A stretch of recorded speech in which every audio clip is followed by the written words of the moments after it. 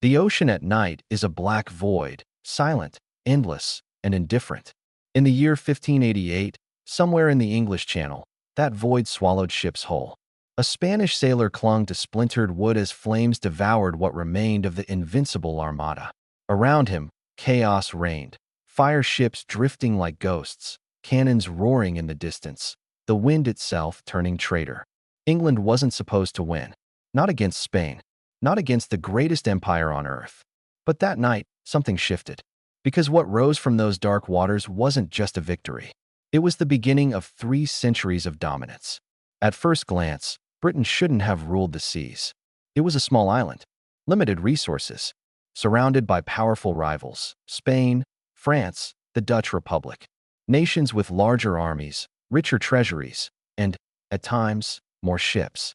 But Britain had something far more dangerous than size. It had obsession, an obsession with the sea. While other empires treated navies as tools, Britain built its identity around them. The ocean wasn't just a boundary. It was a weapon, a shield, and eventually, a throne. After the defeat of the Spanish Armada, England didn't relax. It doubled down. Ship design evolved rapidly. Sleeker hulls, faster vessels, more maneuverable warships that could outturn heavier enemies. The English didn't rely on boarding tactics like their rivals. Instead, they mastered something far more devastating: broadside artillery. Cannons arranged along the sides of ships turned every naval battle into a moving fortress duel. And Britain got very, very good at it. But technology alone doesn't create supremacy. Discipline does. The Royal Navy became one of the most structured and relentless institutions in history. Life aboard a warship was brutal. Tight quarters, disease, endless drills. Sailors were trained until their movements became instinct. Reload. Fire. Reload. Fire. Again and again. They didn't just fight. They performed like machines. And at the center of it all was a simple doctrine. Control the sea, and you control everything. By the 17th century, Britain faced a new challenger, the Dutch. The Dutch weren't weak. In fact, they were masters of trade, naval innovation, and maritime warfare. Their fleets rivaled England's, and their economy depended on dominating global shipping routes. What followed wasn't one war. It was 3. The Anglo-Dutch Wars turned the seas into battlegrounds of strategy, endurance, and brutal efficiency. Ships clashed in tight formations. Cannon fire ripped through hulls. Entire fleets maneuvered like chess pieces across open water. And slowly, Britain adapted.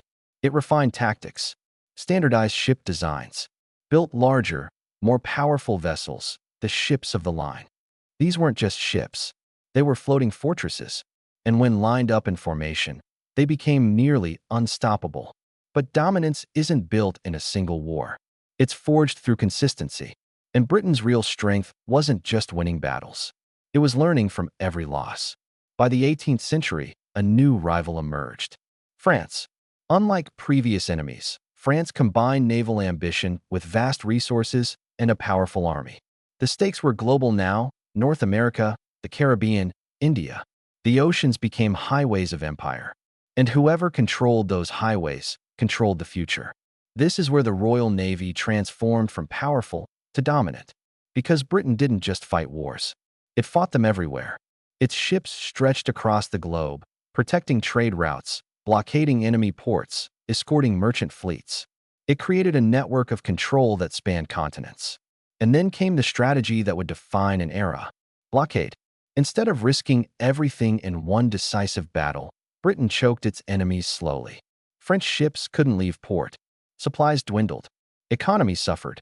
Pressure built over time. It wasn't flashy, but it was devastating. And then, in 1805, everything came to a head. The Battle of Trafalgar, a name that would echo through history. The British fleet, led by Admiral Horatio Nelson, faced the combined forces of France and Spain.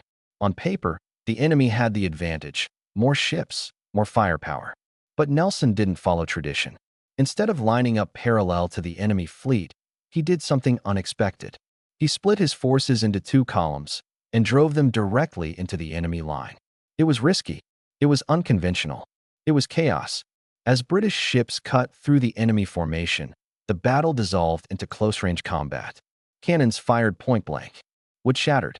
Smoke filled the air so thick it blinded entire crews. Ships collided. Grappling hooks locked vessels together. This wasn't strategy anymore. It was controlled destruction. And in the middle of it all stood Nelson. Calm, focused, relentless. He knew the risks. He knew the cost. And he accepted it. By the end of the battle, the result was undeniable.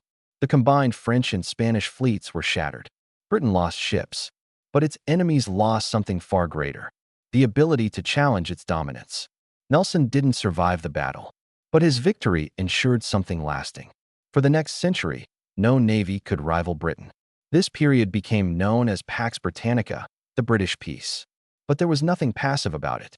It was enforced by ships, by cannons, by an empire that now controlled nearly every major sea route on Earth. Trade flourished under this dominance. Goods moved faster. Colonies expanded. Wealth poured into Britain. But behind that prosperity was a constant presence. Royal Navy ships patrolling the horizon. Always watching. Always ready. At its peak, the Royal Navy wasn't just the largest fleet in the world. It was larger than the next two navies combined.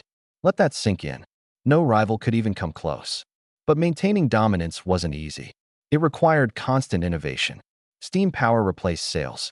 Iron replaced wood. And once again, Britain adapted faster than its rivals. Shipyards roared with activity. Engineers pushed boundaries. Warships evolved into massive, armored machines, capable of unleashing destruction on an entirely new scale. The launch of HMS Dreadnought in 1906 changed everything. It was faster, stronger, more heavily armed than anything that came before. And overnight, it made every other battleship in the world obsolete. It was a statement. Britain wasn't just maintaining power. It was redefining it. But even empires have limits. By the early 20th century, new challengers emerged. Germany, the United States. Industrial giants with the capacity to build fleets at unprecedented speeds. For the first time in centuries, Britain faced real competition. The First World War tested its dominance. The oceans became battlegrounds once again, submarines lurking beneath the surface, new technologies shifting the rules of warfare. And while Britain held its ground, the cracks had begun to show. Then came World War II, a global conflict unlike anything before it. The Royal Navy still played a critical role, protecting supply lines, engaging enemy fleets, ensuring survival. But the world had changed. Air power, submarines, industrial warfare on a massive scale. The age of uncontested naval dominance was ending. And yet, even as its supremacy faded, the legacy remained. Because for over 300 years, Britain did something no other nation had ever achieved. It ruled the oceans, not by chance, not by size, but through relentless adaptation, discipline, and an unyielding belief that control of the sea meant control of the world. And if you look closely at history, you'll see that belief wasn't wrong, because empires rose and fell on land. But the one that mastered the sea held power longer than any of them. And it all began on a dark night, in a storm, with ships burning in the distance, and an island nation that refused to lose.